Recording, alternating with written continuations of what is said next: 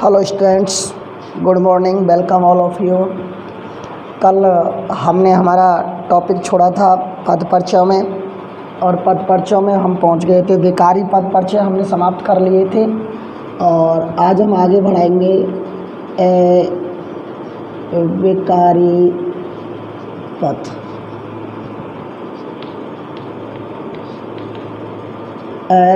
बेकारी पद मैंने बता दिया था। ए का अर्थ होता है नहीं, बेकारी का अर्थ परिवर्तन।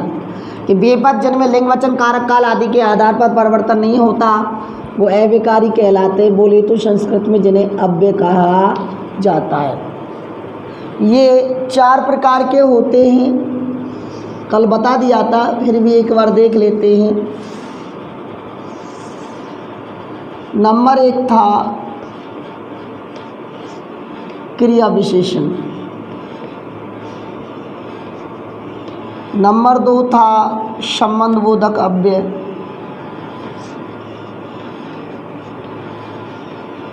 नंबर 3 था समुच्चय बोधक अव्यय,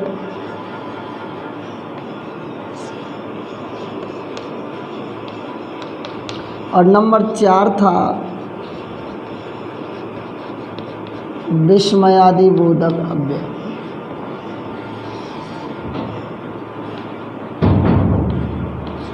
चार प्रकार के अविकारी पद थे। क्रिया विशेषण, संबंध बोधक अव्यय, समुच्चय बोधक अव्यय, विस्मयादि बोधक अव्यय। ऊपर नीचे कैसे भी ले सकते हैं लिखो। क्रिया विशेषण 4 प्रकार के थे। रीति बोधक,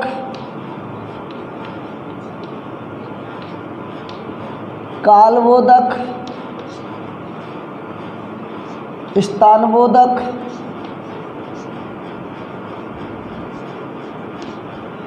और परिमाण बोधक।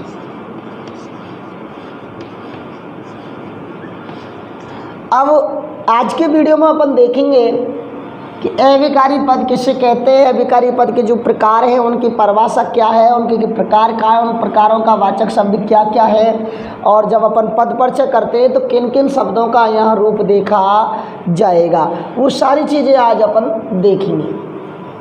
तो सबसे पहले क्रिया विशेषण की तरफ चलते हैं। मैंने कहा था कल आपको कि 2 शब्द है, क्रिया है और विशेषण है, दोनों अपने आप में अलग टॉपिक है, लेकिन यहाँ जॉइंट में पढ़ेंगे तो एक ही टॉपिक बना क्रिया विशेषण। अर्थात क्रिया की विशेषता बताने वाले शब्दों को क्रिया विशेषण कहते हैं। 4 प्रकार के, रीति बोधक, काल बोधक, स्थान बोधक और परिमाण बोधक। रीति बोधक में स्थिति दशा का बोध होता है, जो रिवाज हैं, जो चले आ रहे हैं। काल में समय देखा जाता है, स्थान में स्थान देखा जाता है, और परिमाण में नाप तोल वाली अवस्था कितना कितने से संबंधित देखी जाती है। अब बात ये करें कि अपन इन्हें पहचानेंगे कैसे। पहचानने के लिए हमें क्रिया पर प्रश्न करना होगा। सबसे पहले अपन देखें क्रिया पर प्रश्न करेंगे कैसे। उदाहरण रूप में बताऊंगा मैं आपको कैसे और किस प्रकार से।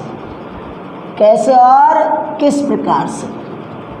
काल में कब से प्रश्न करेंगे,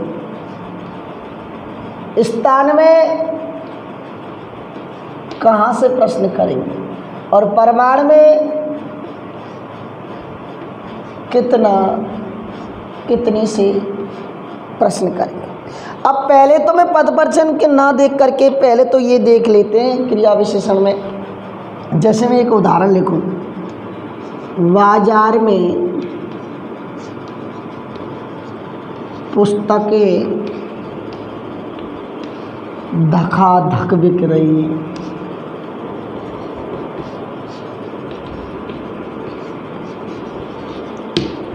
या मैं यूँ कहूँ वह ऐसे गिरी कि बेहोश हो गई।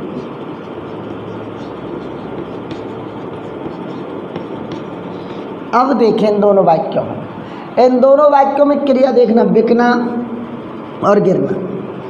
वही बात मैंने कहा कैसे और किस प्रकार से देखें। अब देखें बाजार में पुस्तकें कैसे बिक रही हैं, किस प्रकार बिक रही हैं, धकाधक। कैसे बिक रही हैं, धकाधक। वह कैसे गिरी, ऐसे गिरी। तो दोनों का उत्तर निकल रहा है, दोनों निकल रहे हैं। कैसे और किस प्रकार से? प्रश्न करने पर उत्तर में जो शब्द आता है वो रीति बोधक क्रिया विशेषण कहलाता है। अब जैसे मैं यूँ कहूँ, वह आज आएंगे। कब आएंगे? आज। एक एक पर चलते हैं, थोड़ा सा उदाहरण देखते हुए। अब देखें सब,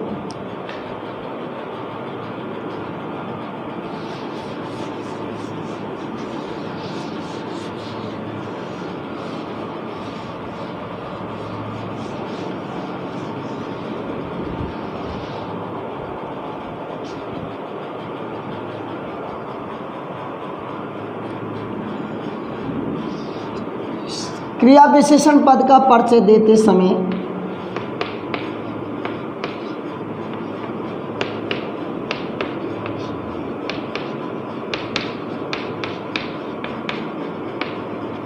क्रिया विशेषण पद का परिचय देते समय क्रिया का प्रकार, क्रिया विशेषण का प्रकार और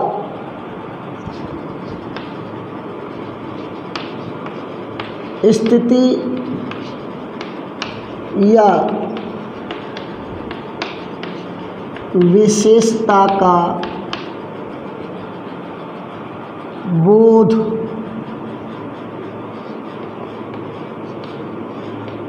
किया जाता है। बड़ा सिंपल है सर। क्रिया विशेषण का प्रकार और स्थिति या दशा का बोध होता है। जैसे उदाहरण देखें, पुस्तकें बाजार में धड़ाधड़ बिक रही हैं।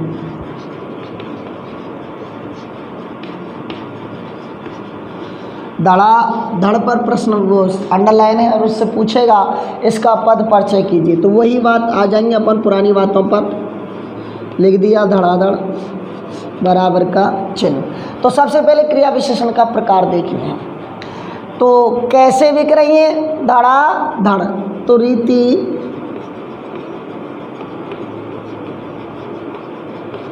क्रिया विशेषण,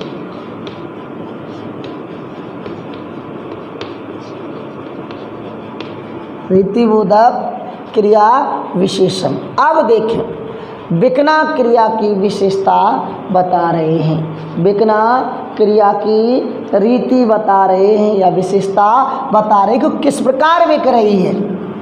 बिकना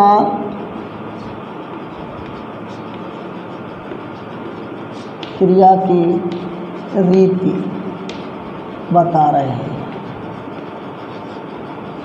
जैसे मैं ये कहूँ, लड़कियाँ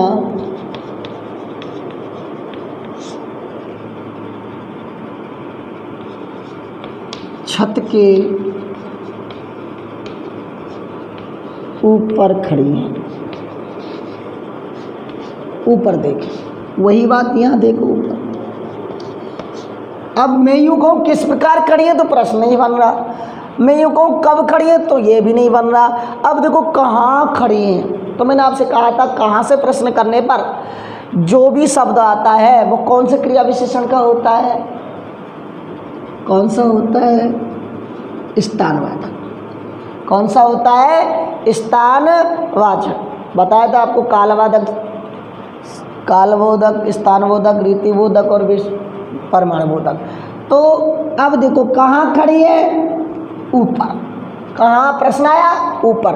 तो स्थानबोधक के आप कुछ वाचक शब्द थे, आज, कल, परसों, अभी, तभी, इधर उधर, आमने और सामने, ये सब थे। लेकिन हमें तो कहाँ से आ गया? तो ऊपर आ गया। तो ऊपर तो हो गया तो स्थानबोधक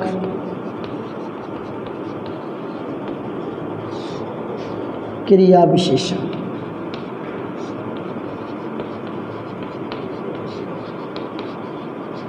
स्थानबोधक क्रिया विशेषण। अब देखो क्रिया क्या है? खड़ी। खड़ी क्रिया का स्थान बता रहे हैं। अब तीसरा उदाहरण देखें अपन,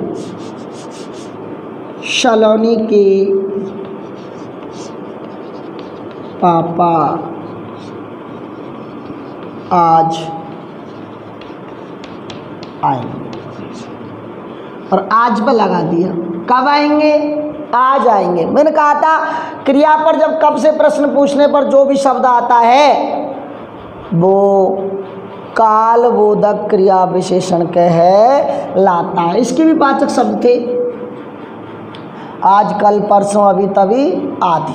और इसके थे ऊपर, नीचे, आगे, पीछे, आमने सामने, इधर उधर, आमने सामने, आदि। आज, कल, परसों, अभी, तभी, आदि। तो आज आएंगे, कब आएंगे? आज आएंगे। तो कौन सा हुआ?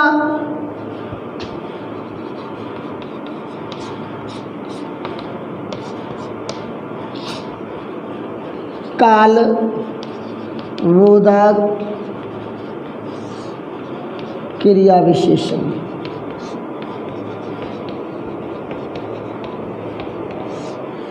क्रिया क्या है? आएंगे, यानी आना। आएंगे क्रिया का समय बता रहा है।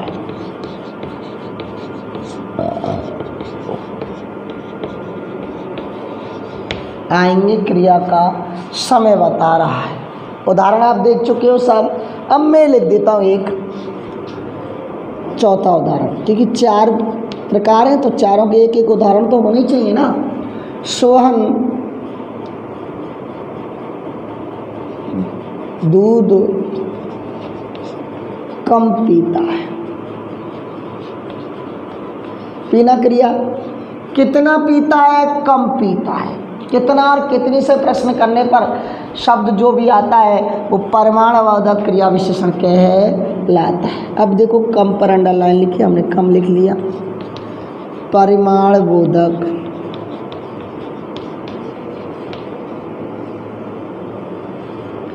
क्रिया विशेषण। क्रिया कौन सी है? पीना। पीना क्रिया की मात्रा बता रहा है। हाँ तो दोस्तों, हमने क्रिया विशेषण पढ़े। क्रिया की विशेषता बताने वाले शब्दों को क्रिया विशेषण कहते हैं। मैंने आपको पद परिचय करने से पहले क्रिया विशेषण कैसे, क्यों, कब, कहाँ से ऐसे भी आते वो सब बता दिए। 4 प्रकार के, रीतिबोधक, कालबोधक, स्थानबोधक, परिमाणबोधक। मैंने आपको ट्रिक भी बताया था।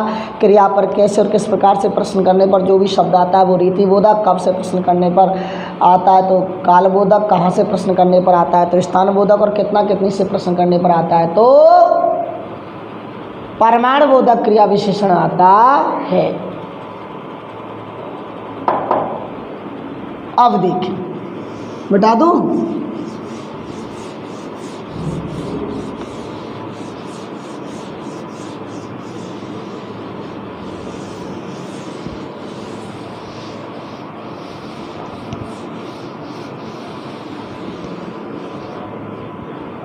दूसरा देखें, संबंध बोधक अव्यय।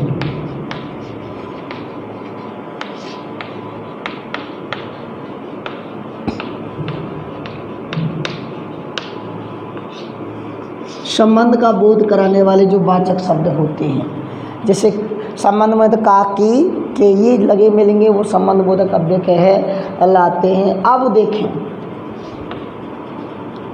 संबंध बोधक पद पर से कर रहे डायरेक्ट, अव्यय का परिचय देते समय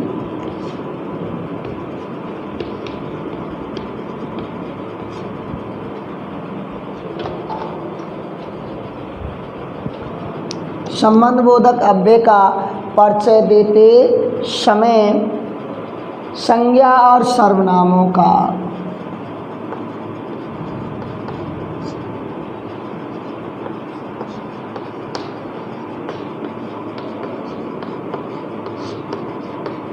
शब्द से संबंध बताया जाता है।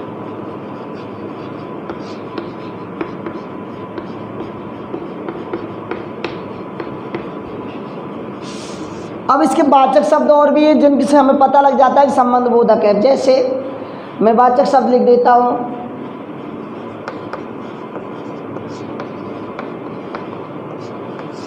के सामने, के पार, के जैसा, के सामने, के पार, के जैसा आदि। ये भी एक जैसा आ जाए के बाद, यानी का, की, के, ये इसके वाचक शब्द है। के सामने, के पार, के जैसा, के ऊपर, के पास, ये सब क्या है? वाचक शब्द। अब उदाहरण देख लेते हैं। राम का घर ताजमहल के सामने है।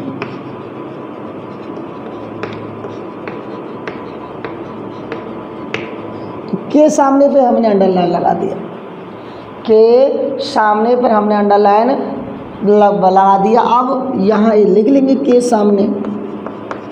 जब के लग रहा है तो कौन सा हुआ? संबंध बोधक अव्यय।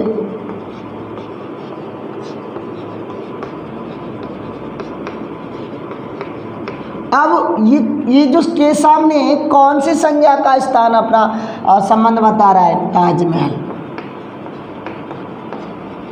किसके सामने? ताजमहल के सामने। तो ताजमहल संज्ञा से संबंध बता रहा है।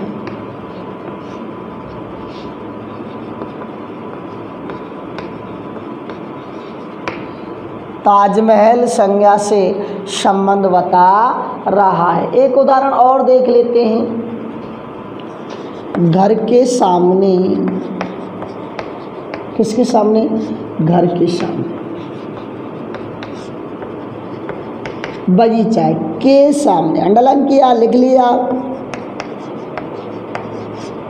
बराबर का चिन्ह लगा दिया। अब देखिए करना है, के सामने आ गया तो वो तो हमें तो पता ही है भाई कि संबंध बोधक अव्यय है।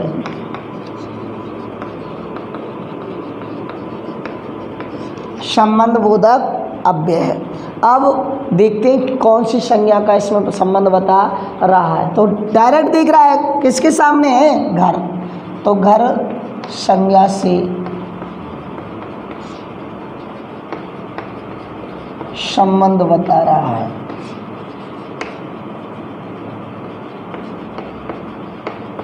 अविकार्य में दो पद परिचय हुए, क्रिया विशेषण हुआ, संबंध बोधक हुआ।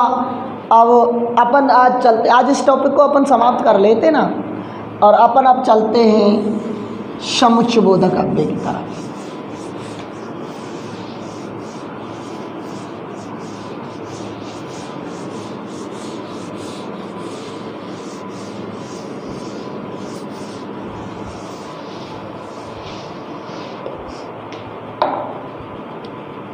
देखिए साहब, तीसरा है समुच्चय बोधक अव्यय। तो समुच्चय का अर्थ भी जोड़ना या तोड़ना होता है। देखिए, दो शब्दांशों या दो वाक्यांशों, दो शब्दांशों या दो वाक्यांशों को जोड़ने और अलग करने को जोड़ने व अलग, दो शब्दांशों दो वाक्यांशों को जोड़ने व अलग करने वाले शब्दों को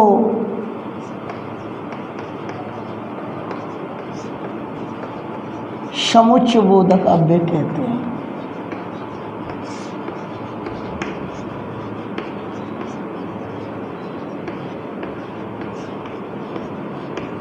वैसे तो काफ़ी इनके प्रकार हैं, अनेक रूपों में बांट सकते हैं, लेकिन हम यहाँ केवल दो प्रकार के रूप में बांट लें।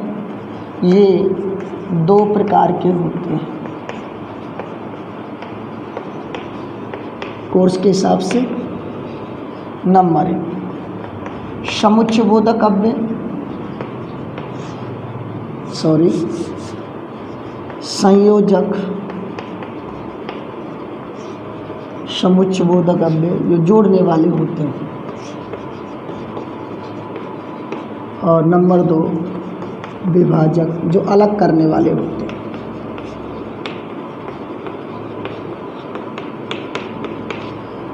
संयोजक दो शब्दांशों, दो वाक्यांशों को जोड़ने का काम करते हैं, और विभाजक दो वाक्यांशों को या दो शब्दांशों को अलग करने का काम करते हैं। अब इनके वाचक शब्द देख ले, इसमें और, तथा, एवं, और, तथा, एवं किसमें है? समुच्चयबोधक अव्यय में। और इसमें लेकिन, किंतु और परंतु, ये सारी बातें दी गई संयोजक और विभाजक में। लेकिन, किंतु, परंतु ये विभाजक में दी गई, और तथा एवं ये शब्द ऐसे दो वाक्यों को, दो शब्दों को जोड़ने का और ये थोड़ा अलग करने का काम करते हैं। यहाँ तक पढ़ने के बाद अब फिर वही बात अपन की पद परिचय की तरफ चलती है सर। कैसे चलती है कि समुच्चयबोधक अव्यय का परिचय देते समय लिख देता हूँ।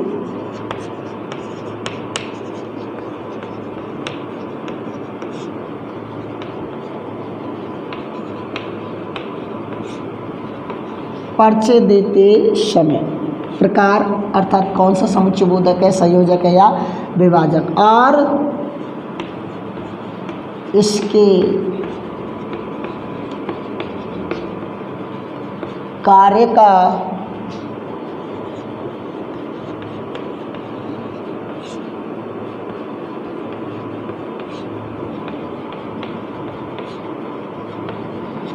का उल्लेख किया जाता है। इसका कार्य क्या है, कौन सा है, कैसे जोड़ रहा है या तोड़ रहा है। उदाहरण देखिए सब, राधा सोती है और मीरा रोती है। और पे लगा दिया हमने सर, और लगा दिया। देखिए कौन से में? संयोजक। तो लिख देंगे संयोजक समुच्चयबोधक अव्यय।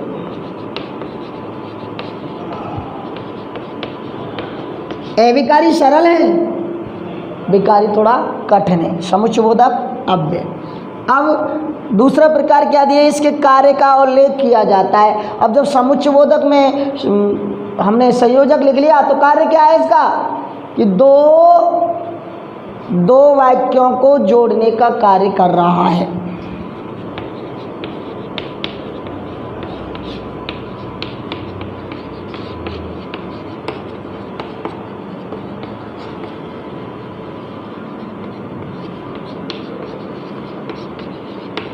कैसे कर रहा है कि एक तो वाक्य राधा सोती है और दूसरा वाक्य मीरा रोती, दोनों अलग अलग क्रियाएं हैं। तो और से जब जुड़ गया, और से जब जुड़ गए, वैसे तो ये वाक्य संयुक्त वाक्य में है। मैंने आपसे कहा था कि जहाँ दोनों अलग अलग होते हैं, एक स्वतंत्र होता है, दूसरा प्रधान होता है, वो दूसरा किसी पर इंडिपेंडेंट, दूसरा किसी पर आश्रित नहीं रहता, वो संयुक्त वाक्य कहलाता है। जैसे देखो, राधा सोवे चाहे मत सोवे, मीरा तो रोवेगी, मीरा रोवे चाहे मत रोवे, राधा तो सोवेगी। अर्थात दोनों अपने आप में फ्री हैं, तो वहाँ दो वाक्यों को जोड़ने का कार्य कर रहा है। एक उदाहरण और देख लेते हैं लास्ट का।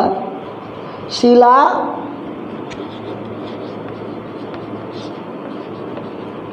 पढ़ती तो है परंतु पास नहीं होती। अर्थात पढ़ती है परंतु उसे पढ़ने वाला रिजल्ट नहीं मिल पाता, अर्थात थोड़ा तोड़ रहा है वाक्य को। परंतु पर लगा दिया, दिख गया। विभाजक समुच्चयबोधक अव्यय और दो।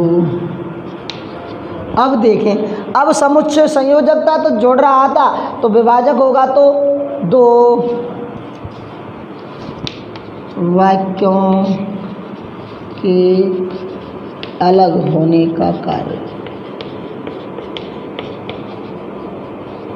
के कार्य का बोध हो रहा है।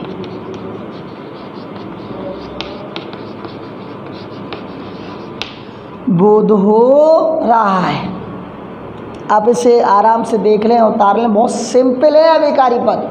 बेकारी में तो बहुत हमें देखना पड़ता था, यहाँ तो कुछ भी नहीं, प्रकार दिख गया और उसके बाद उसकी विशेषता या जो भी बात है लास्ट देखते हैं। अब हम विस्मयादि बोधक अव्यय।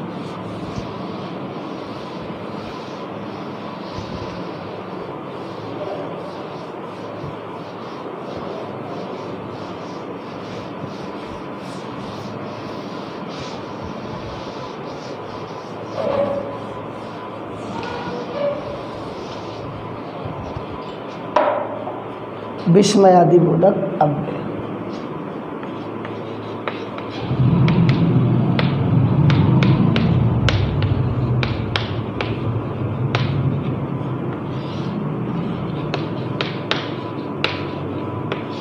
विस्मयादि बोधक अव्यय, इसे इंग्लिश में कहते हैं एक्सक्लेमेटरी सेंटेंस।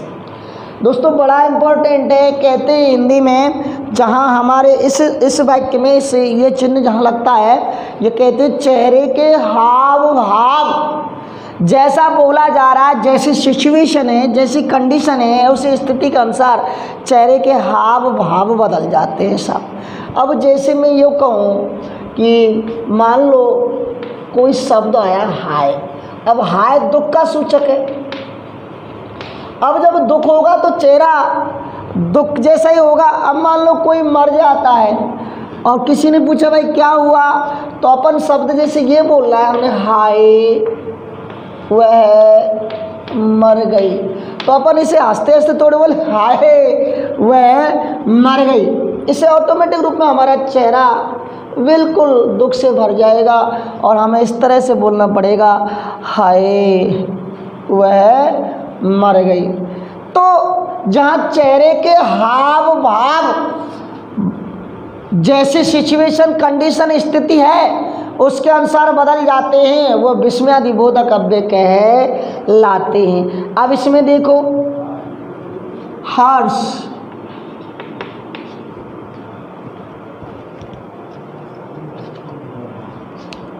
घृणा, शोक,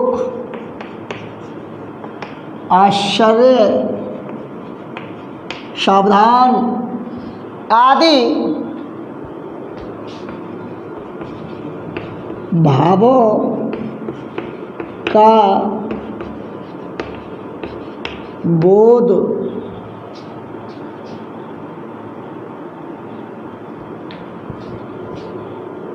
कराने वाले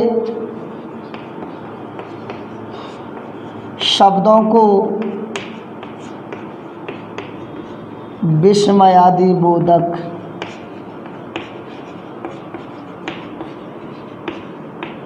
अव्यय कहते हैं। अब ये तो उदाहरण बहुत कम आएगा भाई। क्यों आएगा? क्योंकि अब ऐसा कोई शब्द आएगा तो उसमें चिन्ह लगा मिलेगा। अब जब चिन्ह लगा मिलेगा तो हम उसे तुरंत पहचान लेंगे। तो हर्ष, घृणा, शोक, आश्चर्य आदि भावों का बोध कराने वाले शब्दों को विस्मयादि बोधक अव्यय कहते हैं। अब देखें मेन टॉपिक कि विस्मयादि बोधक अव्यय का परिचय देते समय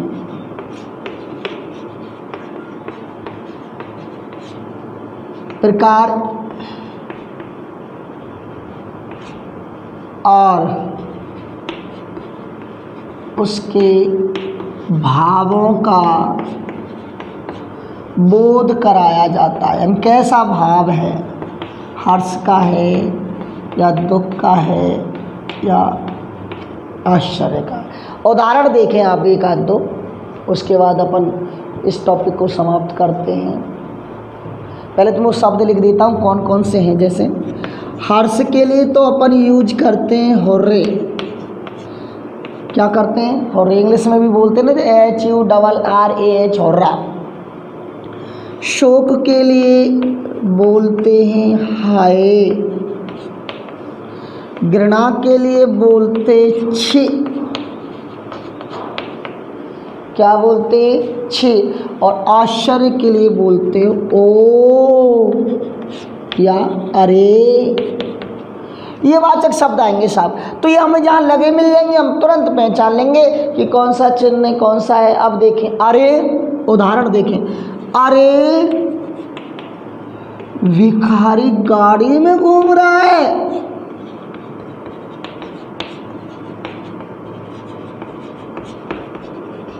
एक उदाहरण और लिख लेते, फिर डायरेक्ट एक्शन करके फ्री करते हैं। अरे भिखारी गाड़ी में घूम रहा है, और दूसरा में लिख दो हाय वह मर गई, और एक में ये लिख दो छे कितनी गंदी बात है। अब देखते चले फटाफट। सबसे पहले हमने अरे पे डाला साहब, काय पे डाल दिया, अरे पे। तो हमें पता है कौन सा हुआ भाई, ये खूब पता है हमें कि कौन सा विकारी शब्द है, विस्मयादिबोधक अव्यय। क्या तो डायरेक्ट लिख देंगे अपन, इनका कोई प्रकार था ही नहीं, विस्मयादिबोधक अव्यय। अब किसका भाव है यहाँ, आश्चर्य, आश्चर्य के भावों का बोध हो रहा है। अब ऐसे हाय हमें दिख गया, तो विस्मयादिबोधक अव्यय तो है ही है। बोध किसका है, शोक दुख के भावों का बोध हो रहा है। किसके भावों का, बोधों का। अब लास्ट देखिए छे,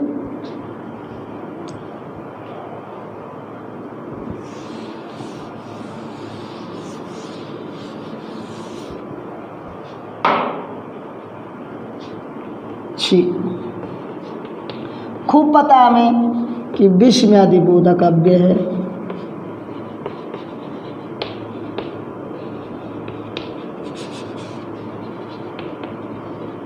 और घृणा के भावों का सूचक है। दोस्तों ये मैंने अविकारी के चारों पार्ट आपको कराए, विकारी के पहले ही करा चुका था। टोटल पूरा पद परिचय हो गया।